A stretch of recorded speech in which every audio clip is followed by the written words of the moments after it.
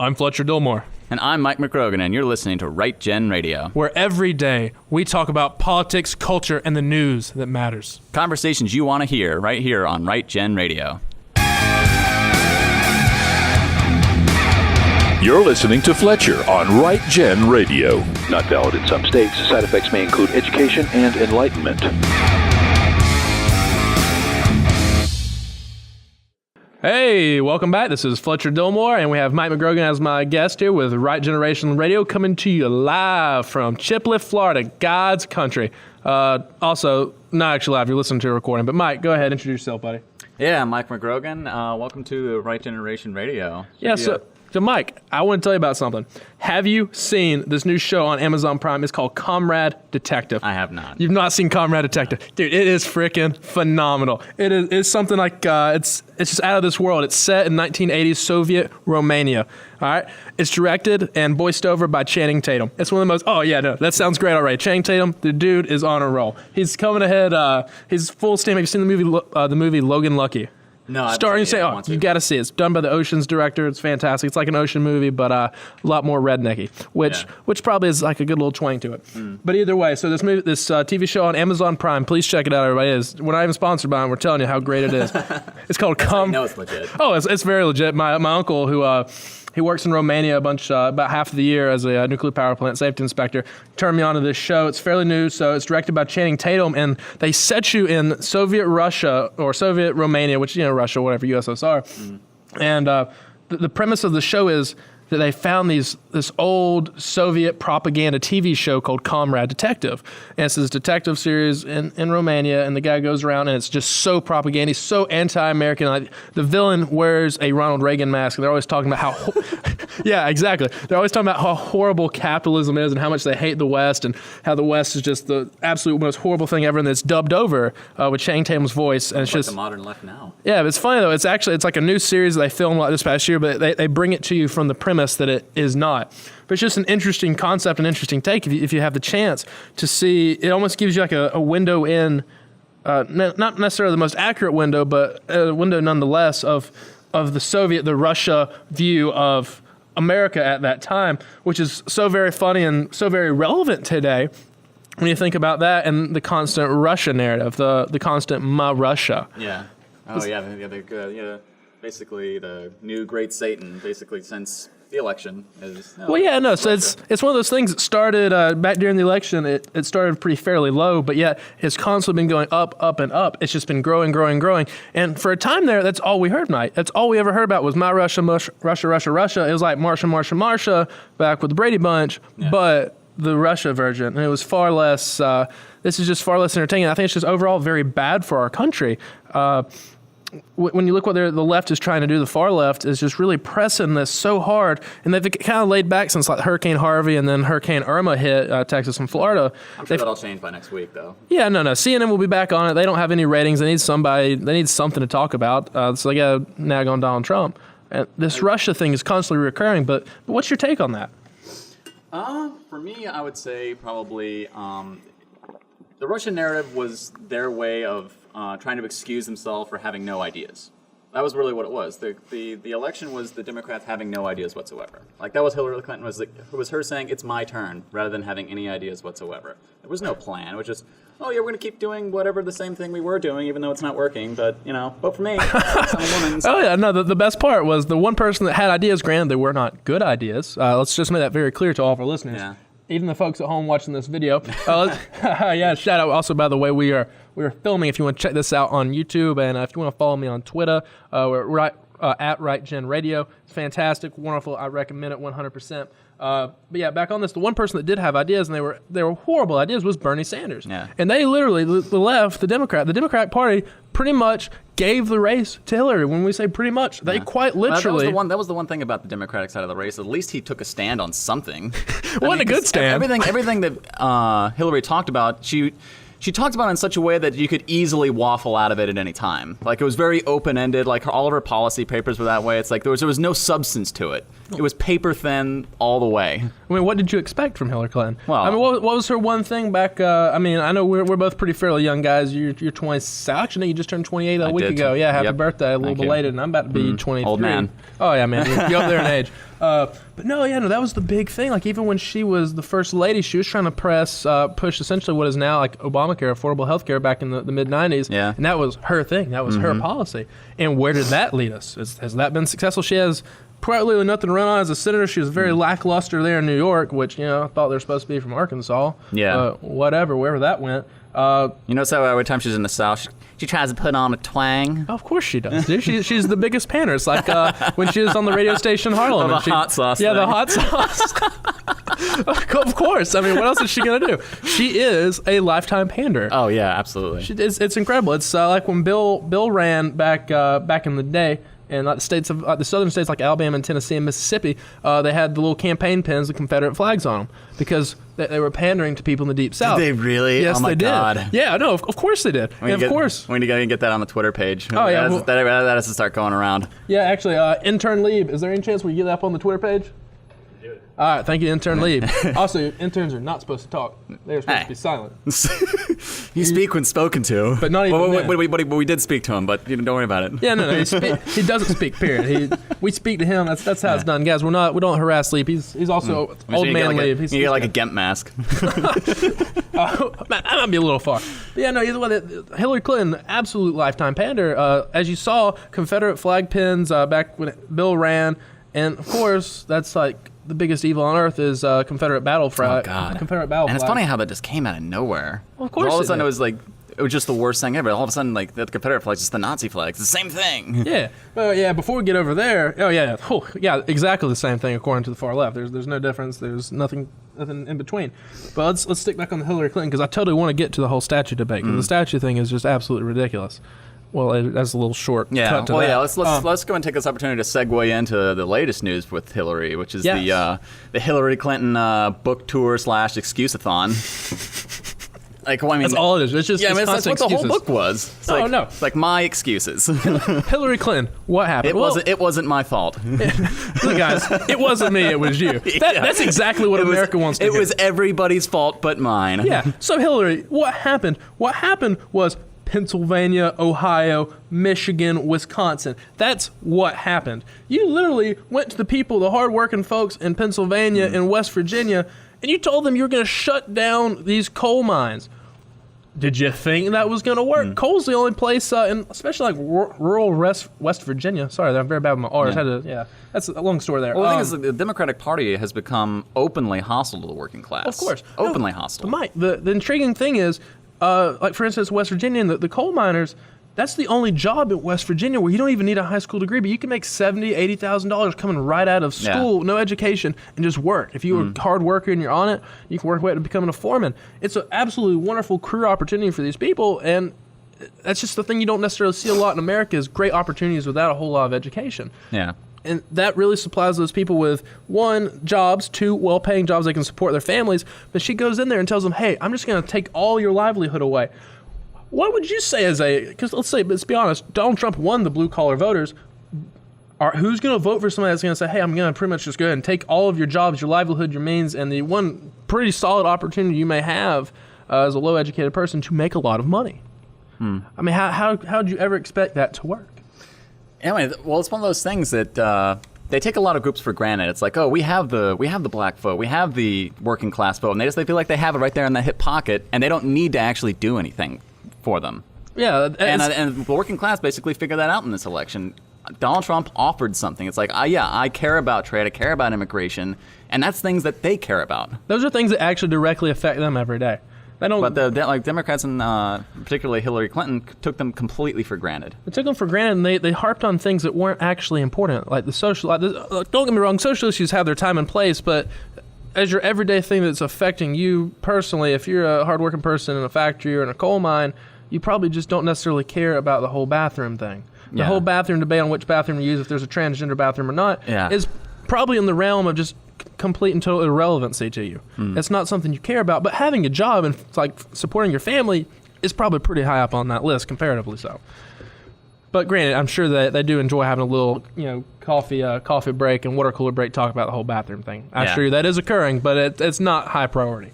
But yeah, let's just try and I'm trying to go from memory here, but go down the list of all the things she blamed. Basically, this week in her interview-a-thon with all the Benghazi. Don't forget Benghazi. And it was all friendly media to her. Of course it was. Basically, I saw something where the people in Benghazi were the actual people that survived through that ended up getting real upset with her about the part in her book where she excuses that, and oh no, that's another big the media blew that one out of proportion. No, Hillary, people died on your watch. Conspiracy against me. Yeah, they just don't want a powerful woman in charge. That was it. No, Hillary, you literally didn't respond to these people that needed your help, that needed their lives saved, and you let them die, and then you turned around and you lied to their wives and their mothers, you lied to their families about how they died, and then you went ahead and told them that it wasn't your fault, just to try to save face, which is probably the most disgusting thing you could ever do, is to lie to grieving family members. That's absolutely horrible. And probably the thing that surprised me the most about who she blamed for her election loss was the media. It's the media, and it's the media's fault that I lost. They weren't friendly enough to you. Oh God, yeah. Oh my God, get real. But there was one thing that was sort of true, kind of in and around. Oh God, what's this going to be? Well, it was that Donald Trump was so entertaining that the media couldn't take their eyes off him. Basically. Well, okay, that is true. That was the thing. I'm like, okay, well, I guess maybe there's something there to that. A very entertaining, reality show host. He knows how to be bombastic. You never know what he's going to say or do. I mean, not only is he bombastic, it's very interesting. So they couldn't take their eyes off him. I mean, they openly hated him the entire time, but the camera was always on him. Yeah. So I mean, not only is Trump bombastic and entertaining, he is quite literally what a poor man thinks a billionaire or a millionaire is. The guy lives in essentially a gold palace atop a skyscraper in New York City, has a supermodel wife. Golden thrones. Yeah, it's he's like this cartoon character of a rich person. it's as if a hobo that's traveling the trains hops off the rail and says, "Man, if I could be a millionaire, this is what I would do," and they just dreamed it up, and that's Donald Trump. Yeah, it couldn't be more on point. But Hillary is just sitting here, more or less making this, as you said, this excuse tour that nothing was her fault. Yeah. I mean, the book's entitled "What Happened." Hillary, we're very well aware of what indeed happened. You lost, and you lost because you were one, horrible candidate. 2, everyone knows you're a liar and a crook, and 3, and this might be kind of on the controversial side. Paul, we good? We're gonna go controversial. Okay, people don't like it when you kill people. That's one of those things. I think I saw this meme on folks back home. I'm looking at you. I don't know if y'all seen the memes about Hillary's book. I mean, there's 100 of them where the opening part is what happened, and then it just has some explanation. My favorite one, Mike, I think you sent this one to me, is it says what happened, and it's the guy opening the book, and it says Chapter 6. People don't like it when you kill other people. Talk about accurate. Yeah. I mean, that's putting it on the nose. For me, probably the biggest thing is she was a Secretary of State with just a god-awful foreign policy record. The things that have gone on around the world, basically during the Obama years, the world has become a vastly more dangerous place. Yeah, no, of course. But between Syria, Libya, the Arab Spring, the migration crisis, the whole thing. But the Arab Spring that she brought on, it was going to spark democracy and revolution. Oh man. Jeez. No, don't even started on that. Yeah, we don't have enough time for that one today. That's a whole show unto itself. Yeah, you literally destabilize you almost have to you have to turn the page back to 2012 and just see how much the media was just all over. The Arab Spring, democracy's sprouting in the Middle East and blah blah blah. It's oh no, it's basically a theocratic dictatorship sprouting up. Ooh, great! Makes everything so much better. Yeah, fantastic. It's exactly what you need. And not just theocratic dictatorships, but very hard, one-sided theocratic dictatorships. I mean, that's literally how we got ISIS. Yeah, we went from secular, benign dictators to very dangerous theocratic dictatorships. I mean, we went from having Gaddafi, who Sacha Baron Cohen can make movies about making fun of, and it's funny if you ever watch the movie The Dictator. And also whatever benign dictator was in Egypt. Egypt? Yeah, that one fell also, and it fell to the Muslim Brotherhood for a while. But I think it's kind of come back to being more of a secular, benign dictatorship again. Yeah, no, so just moving back to the Hillary topic, absolutely horrible foreign policy. What happened is, Hillary, you were you were experienced, but you had the wrong kind of experience. People don't like a failure. Yeah. You did all the wrong things. Yeah, you did all the wrong things, Hill Dog. But what really sent it home for folks is, one, everyone knows you're a liar. You are, in fact, probably one of the greatest liars of all time. You're going to sit there and speak on women's rights when your husband is probably one of the biggest violators of them. And in definitely modern American political history, I know you're going to have something to say about Trump, but you yourself can't say anything seeing you were married to Bill Clinton. Yeah. So there's that. Let's go to a break right now. I want to bring y'all guys one of our wonderful guests. His name is John Lieb, and he's going to do the Midnight Ride review with John Lieb. He's going to give y'all a little update, a little fresh take on some stuff. So here we go. Yep, we'll be right back. You're listening to Fletcher on Right Gen Radio. Not valid in some states. Side effects may include education and enlightenment. Welcome to the Midnight Ride Review with John Lieb. In recent news, President Trump blocked the sale of a U.S. tech company to a Chinese state-backed investment firm. The tech company has had contracts with the U.S. military, which prompted President Trump to block the move over national security concerns. This is only the fourth time in the past quarter century that a U.S. president has had to step in to protect the U.S. interests. This move was met with heavy criticism by China, calling it protectionist policy. Well, sorry, China, but you must have missed the America First memo. The days of the Clintons selling you our technology are over. The days of Obama turning a blind eye on you as you steal American technology and intellectual property are over. And speaking of protectionist policy, China, your protectionist policy is what has created an environment where Chinese American tech acquisitions, like this one, are a threat to American national security. There's always more to the story, and in this case, it couldn't be more true. So check out our article entitled, Trump Puts His Foot Down Against China's Efforts in Theft of American Technology. Find it on our Facebook page at facebook.com/Midnight Ride Review. You're listening to Fletcher on Right Gen Radio. Not valid in some states. Side effects may include education and enlightenment. All right, and we're back live from the absolute beautiful Chipley, Florida, in the heart of God's country. So, Mike, I just want to go ahead and give a shout out to our media provider here, Real Florida Media, which is just an absolute wonderful company based here in the Panhandle of Florida. It's wonderful. The best thing you can ever do is support local. And I just, when talking to our producer, I do think it's very important that we go back and we make a very quick note. So we here at Right Gen Radio in no means, shape, or form would ever suggest, even though we may have already done that Hillary Clinton would ever kill anyone. And the last thing we would ever do is have any information leading to Hillary Clinton's arrest, because that is not something anyone should ever do. And also, neither one of us are suicidal. Let's make that very clear. Just in case that, unfortunately, one of us goes missing or we turn up dead. I'm not suicidal, Mike. You're not as well. And I don't think anyone in the room is. But if there's anything mysterious about our deaths, if they do occur at any time near here, just let me know. We do not have any information, all right, looking at the camera here, leading to Hillary Clinton's arrest. Wink, wink. All right, but yeah, so that's a little fun part, but guys, so we may have gotten a little carried away there. So we covered our bases there, I do believe. So, Mike, you a big fan of ESPN? Not so much anymore. It used to be, they used to talk about sports, allegedly. Yeah, no, that's what I heard too. I mean, growing up as a kid, I remember that was like the focus. I used to watch... Kind of like how MTV used to have host music videos. Of course, yeah, that's what it used to do back in the day. But I know, so same way I grew up as a kid watching like sports reporters on Sunday with my dad. It's gotten to the point where I can't even watch that show anymore. It's just so far. They literally throw in politics down your face. And one of the few havens you're supposed to have away from politics. It's like, it's the whole point of sports. Yeah. It's to get away from politics and how much your life may or may not suck. That's the point.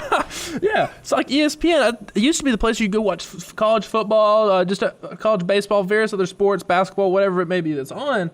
And now it's as if ESPN has morphed to some far leftist organization that's just promoting just liberal politics. And there's just no need for it. Somebody needs to tell the head of ESPN just to stop, man. Just go to the sports. That's all we care about. We're talking about Disney. Because that's what's ABC Disney owns ESPN, is that right? Yeah, that's correct. Yeah. So it's like these big giant umbrella companies that I think it's really coming down from like really on high from whatever, executives and things like that. That's like, oh yeah, well this the political narrative really draws eyeballs in this controversy of being like overtly political. ESPN's still making good revenue. It's definitely hurting them in the long run. And I think they believe that being more controversial and political is somehow going to save them, but it's not. No, it's gonna.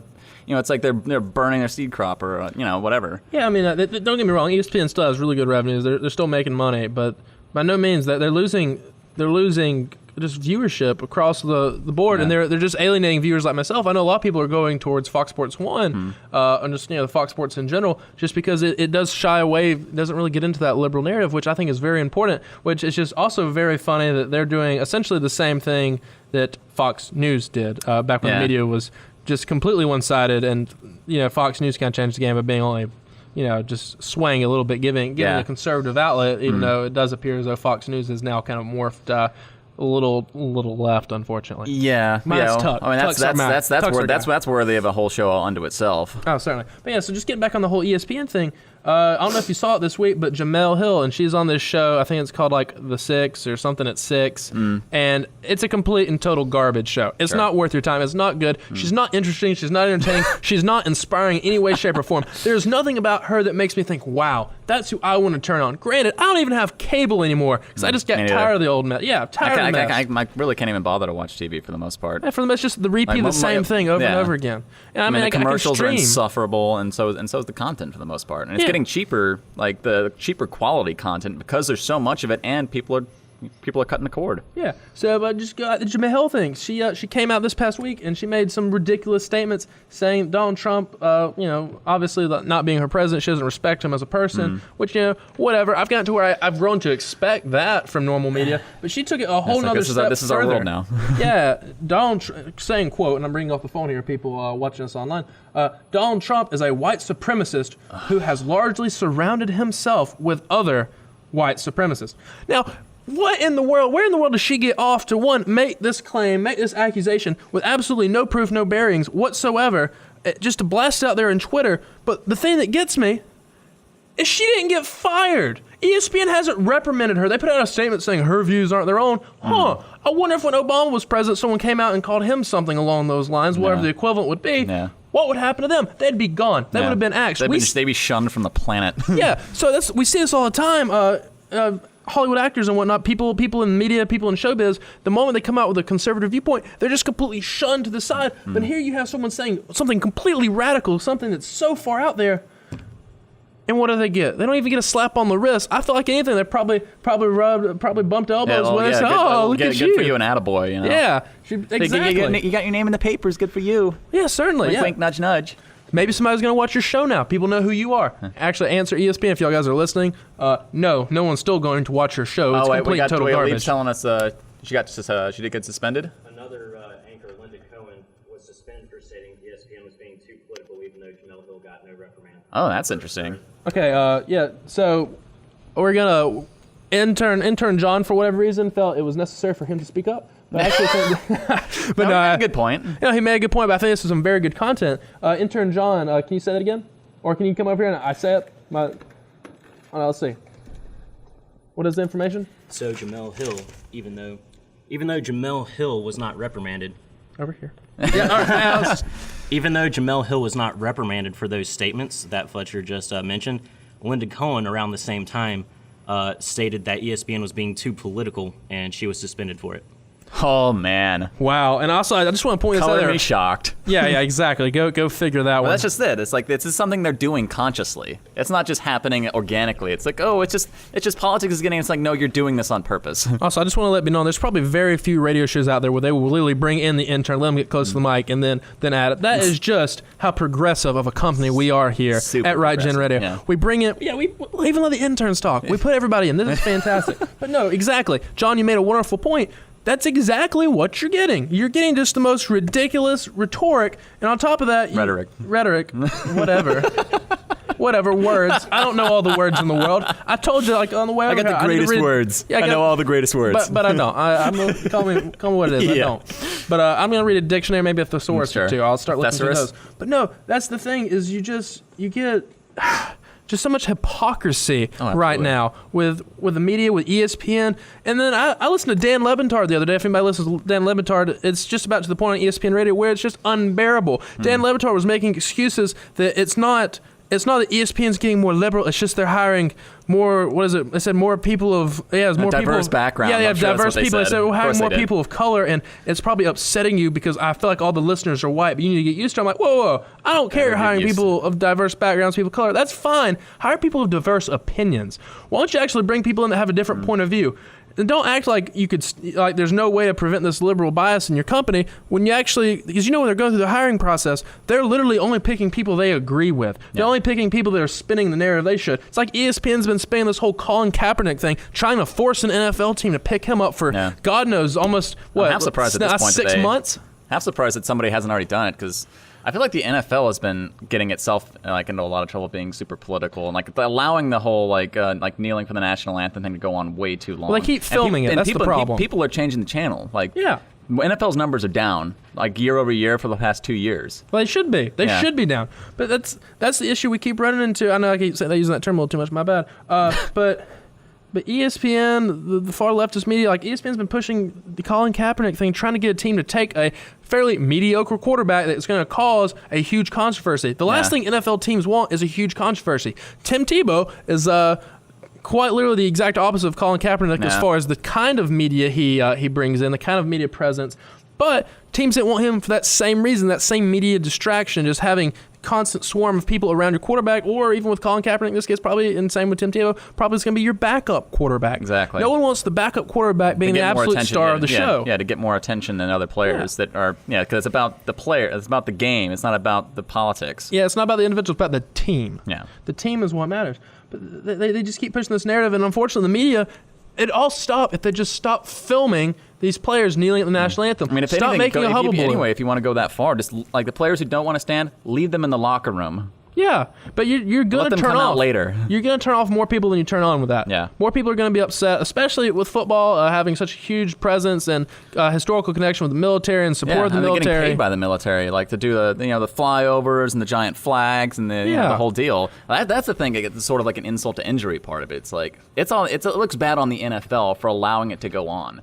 I mean, people talk about how it's a free speech issue. It's like, not really. It's like you can't just say whatever you want when you're wearing, when you're on the clock. You know what I'm saying? Right. You can't just like freely like spout political opinions at work and like do things like that while you're representing your company. Certainly. It's like you're wearing their uniform, you're on their field during their telecast, being paid by them. You're like, a representation of the NFL. Yeah, so it's like free speech. It's sort of it's not quite like the NFL has rights too, and they're not exercising them, and that's the problem I have. Yeah. No, so yeah, exactly. Just like you mentioned, like if I was to go to work and I just started doing whatever kind of retort that was inflammatory or caused any kind of negative, unwanted attention to my company, they would fire me. Yeah. NFL players are not excused to that. They are not null to the consequences of that. They should have some kind of repercussions. They're causing a negative impact on. It reflects badly on the team and on the organization as a whole. Yeah, no, it's absolutely terrible for the ratings, overall public opinion in the NFL.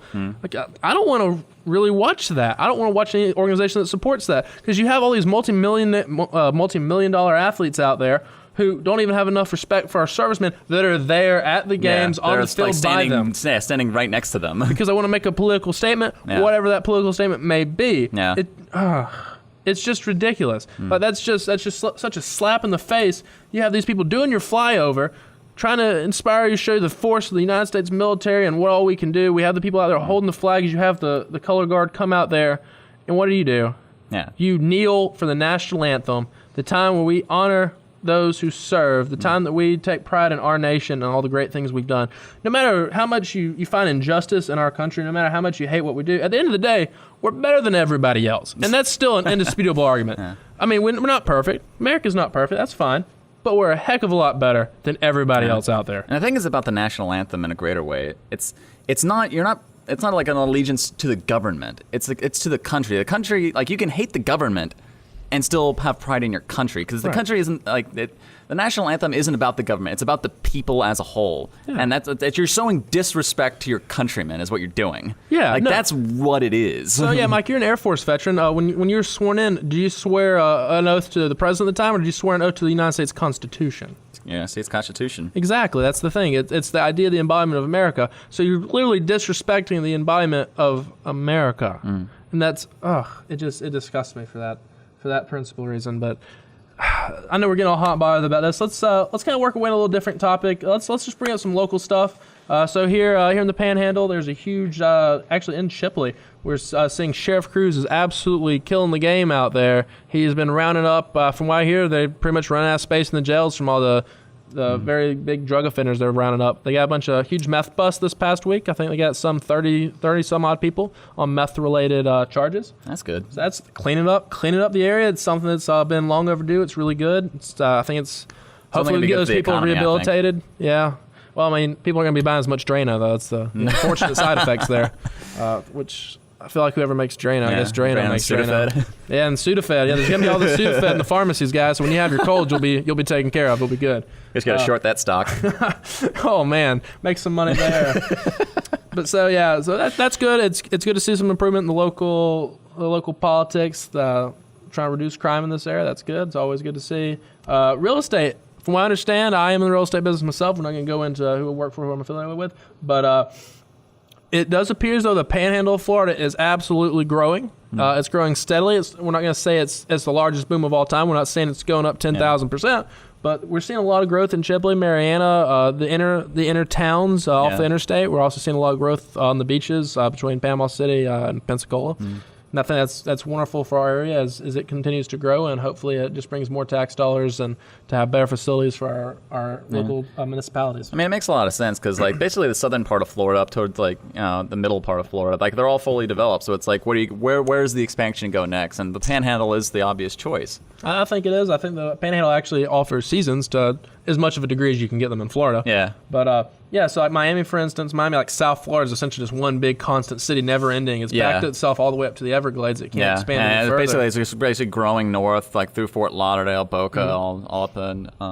It's basically run its way all the way up to Daytona, like fully developed. There's no place to grow there. Yeah, and then it's actually if our viewers have seen the Miami City of Miami skyline lately, it is absolutely gorgeous. It's beautiful, but there's definitely not a whole lot of extra room. For what they're doing down there is redevelopment, is what it is. A lot of redevelopment. Exactly.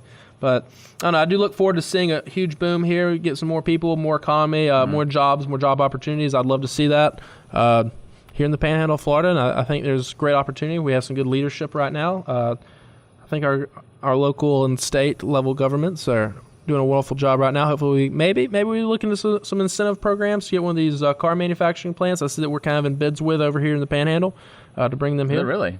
That should be interesting. That could be good. But so let's go to another break now. Then we'll be back with the This Week in Russia. Brought to you by Vladimir Putin. Brought to you by Vladimir Putin. We'll be right back. Thank you. You're listening to Fletcher on Right Gen Radio. Not valid in some states. Side effects may include education and enlightenment. And welcome back. So, Mike, you're going to take it away. Let's do our Russia segment. Yes, for our final segment, it'll be a recurring segment for it, because the media never seems to want to give up on it, is the This Week in Russia narrative. So the conspiracy theory of this week, coming out of CNBC, is Watchdog Group wants Facebook to release Russian-sponsored ads. So Campaign Legal Center has asked Facebook to release content of Russian-sponsored ads. So basically the conspiracy theory here is that Russian bought ad space and created memes and pages of fake news, and that's what swung the election. No, Russia was not creating memes. Who was creating memes was a little thing called 4chan. And Reddit, if we're being honest with ourselves. Of course, yeah, but that seems to be the pivotal issue here in this Russia narrative, and just generally with mainstream media as a whole, is they don't understand this new generation. They keep having these false flags, these false ideas of how things are being done. Yeah. It's really just a big conglomerate of people online that just have an interesting sense of humor at times. Yes, that's very, very true. And it's funny how humorless the mainstream media has become. They can't wrap their mind around the irony of it all. So. Oh no, they don't even understand when Trump is completely and totally trolling them. Mm-hmm. But that's it with the Mo Russia segment of this week. I'm sure there'll be more to come, and who knows what they'll pull up their sleeve this time. This is going to be a never-ending segment. So, folks, thank you for listening to us today, and we are going to be logging out for the day. Thank you so very much. We are leaving you from the wonderful, beautiful, and make sure you always travel to Chipley, Florida, God's country. You're listening to Fletcher on Right Gen Radio. Not valid in some states. Side effects may include education and enlightenment.